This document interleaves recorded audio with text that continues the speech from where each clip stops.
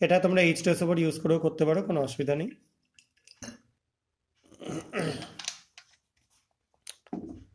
একটুখানি নাড়িয়ে নিলাম এটাকে।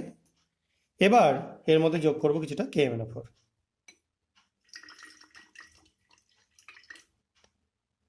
দেখো যোগ করবার কিছুক্ষণের মধ্যেই কালারটা আস্তে আস্তে ফেড হয়ে গায়েব হয়ে যাচ্ছে, দেখতে পাচ্ছেন নিশ্চয়ই, আশা করা যায়। আরও কিছুটা FeSO4 আমি এখানে যোগ করে দিচ্ছি।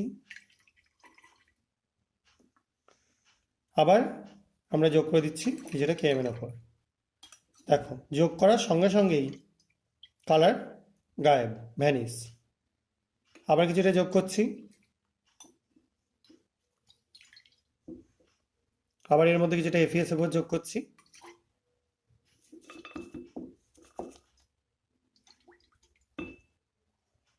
কালার ফেড হয়ে যাচ্ছে,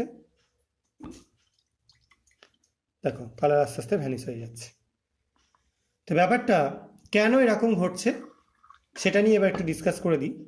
এখানে তোমরা যেটা দেখতে পাচ্ছ সেটা একটা রেডক্স রিয়াকশন, অর্থাৎ জারণ